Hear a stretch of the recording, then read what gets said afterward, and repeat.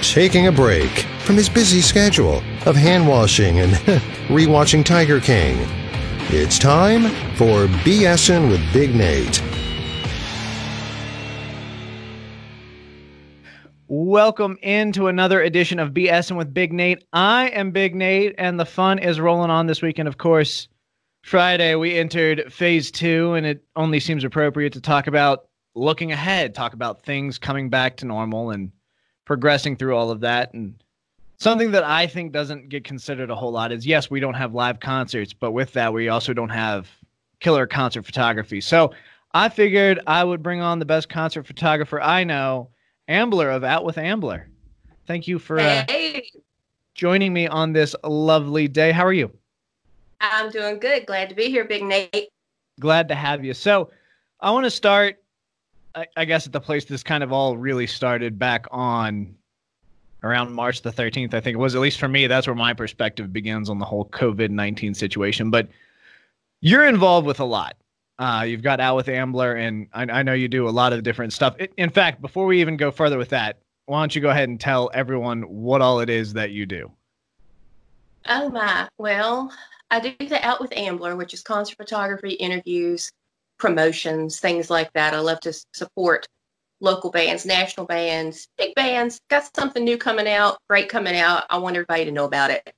I do the Out with Ambler, but I also have several other outlets that I do stuff for: Rock Titan, Music Television, Asgard, Internet Radio, Uncivil Revolt magazine, and a few radio stations here and there and other publications. So yeah, I'm spread about.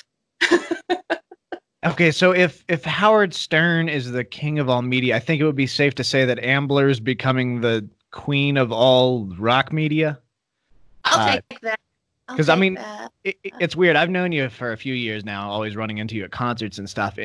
It's weird to me how often you'll pop up in my newsfeed on social media, and it's not even something you posted necessarily. It's just, oh, Ambler did this, and then people share it, and it's like, hey, I know her.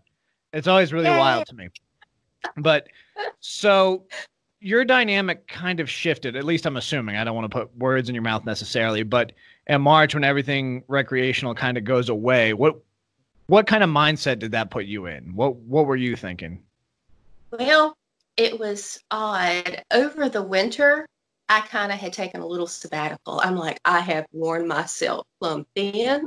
I'm going to just chill a little bit. You know, with the holidays and everything, concerts were lightening up.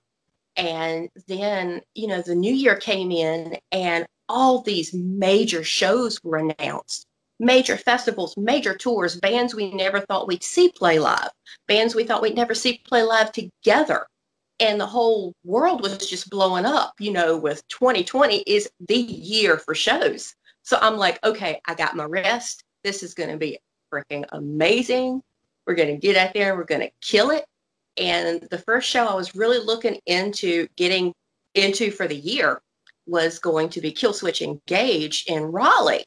And that was actually on my birthday, March 15th. And then, bam, everything was dead in the water. It's like, what just happened? Craziness. Yeah, I mean, it's been crazy. It's been rough. As someone who, like, live shows is what I do. I don't really go out to the movies very often. I don't go out and do a whole bunch. Live shows is kind of my thing. And for me, that's leisure. For you, that's an income source. It's also a source of material that for you on Facebook and your socials, and like, that's everything. That's kind of Out with Ambler. Was there a shift, like, in your brain? Did you, all right, well, I got to figure something out? Well, first of all, let me correct you on something. That is not an income source. I make absolutely zero at this. Nothing. Well, you should be. I should be, yes. Because you're quite good. I do it all for the love of doing it. The love of doing it. So yeah, that is, even though it's a lot of work, like editing photos, doing the interviews, you know how it is, editing the interviews, getting them up, things like that. It's a lot of work, but it's for the love of doing it.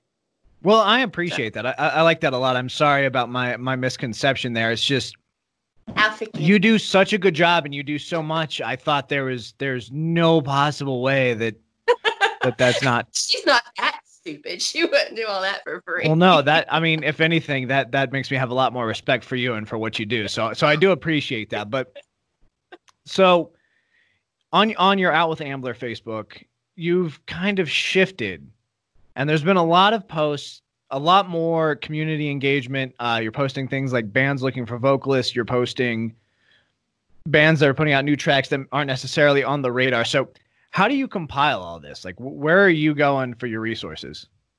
Well, I've got a lot of friends and a lot of bands, from little bands you've never heard of that might fill a small venue of 10 people to bands that are killing it on Octane right now, like Any Given Sin, for example, with their big song Dynamite, and now they have Insidious and things like that.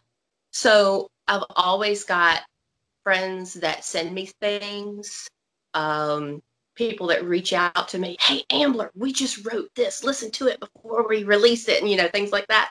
So it puts it on my radar. And if it's okay, it's okay. If it's somebody I love enough, even if it doesn't really knock me over the edge, I'll still share it for them. But if it really knocks me over the edge, I'm going to share the hell out of it and really push it. Besides that, I get bombarded in email by publicists for bands, mega level bands down to smaller bands. And I kind of started weaning off of publishing a lot of their stuff over the winter as I was kind of taking my little sabbatical. And I need to get more back into that. But yeah, I've kind of looked at it like this. With the slowing down and not being able to do the concert photos, I could still do some telephone interviews with artists, but I'm going to continue my little bit of leisure. So when all this is back to normal, and I don't agree with new normal, no, we're going to have back to our normal. When all this is over, I'm going to be just fully ready to hit it. So I get it from sources all over the place for what I put up. So you're saying that you get contacted by these publicists and stuff. Is there anything coming down the line, coming up over the summer, towards the end of summer, as we're in phase 2 right now and looking forward to the future and hopefully very, very soon being, like you said, back to normal? Is there anything that's on your horizon, dates you've got penciled on your calendar, like I've got to be somewhere here this day? Right now, the only thing that I have on my calendar, because everything is just so crazy up in the air, is Blue Ridge Rock Festival. The promoter for that is making as sure as he can that this thing goes off, and it goes off well, and we're crossing our fingers and we're praying to all the rock and metal gods that everything goes as planned. But the festival is still on, and that's honestly the only thing that is on my calendar at this point. But right now, right as we speak, had COVID not hit, I should be covering a most awesome smaller festival in Pipestem, West Virginia, Metal in the Mountains. That was going to be a good 3.5 day festival. I thought I was going to be out there photographing, interviewing, having a great time with my rock and metal family. But no, I'm hanging out with you today, Big Nate. Well, I appreciate you hanging out with me. My follow-up question is, Blue Ridge is the only one, like you said, it's the only one on the calendar that I've seen. I've heard of a couple of live shows even coming up in July, smaller shows, usually at places like breweries and stuff. But I got to wonder, at what point do we just say enough's enough? We're not prisoners. Like, we got to have fun. I was actually thinking about that yesterday afternoon. I'm like, the rock metal music scene, we're kind of renegades. We're generally not the fall in line and do what you tell us to do crowd.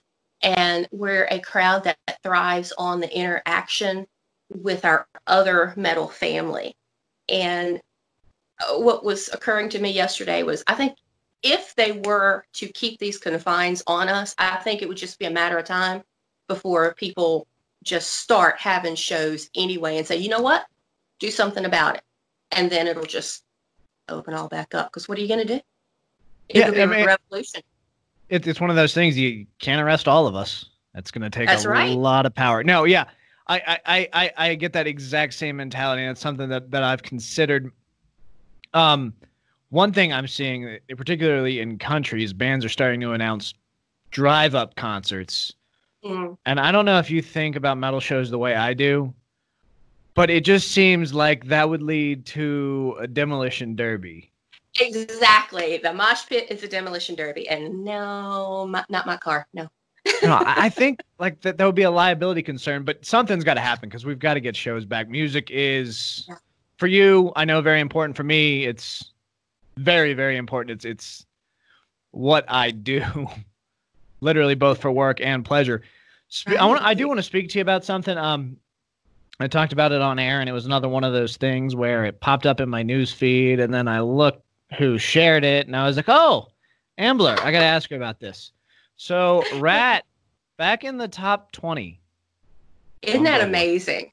After all these years, all it took was probably one of my favorite commercials I've ever seen since their one with Ice-T, where he's like, it's lemonade.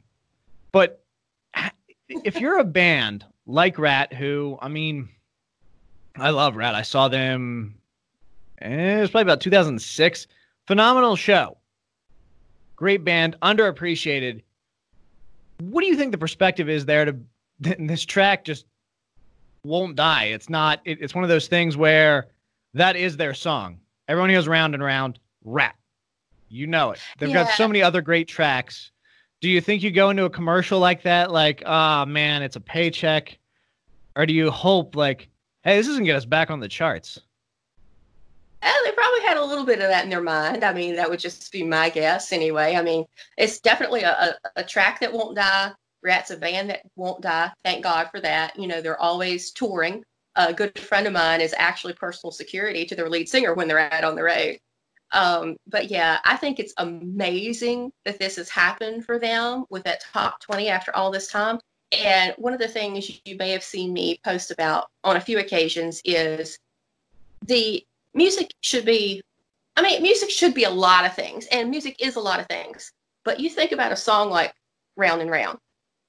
When that song comes on, you're going to have it playing, and you're going to be jamming out to it, and you're going to forget for 3 minutes and a half everything going on in the world today.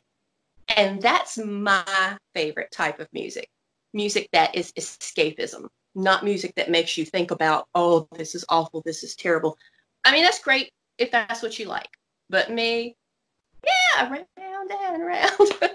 It's such a fun song. So, I mean, Rat's a really fun band, and it's kind of amazing. I didn't even think, I guess I have like an almost like animal instinct with it, is anytime that commercial comes on, that song gets stuck in my head. Yes. And I'm not even mad about it. It's just something so positive and so much fun. Exactly. Another thing I got to ask you about, because music is a focus. What albums are you most looking forward to this year? Since we've had all of our albums delayed for some reason. I don't know that I really have one that I'm most looking forward to, but what I am looking forward to is the creative process that comes out of all this touring downtime for the artists. I just can't wait to see what develops from it. Who knows? Maybe a style will evolve from it. We'll call it COVID rock. Oh God.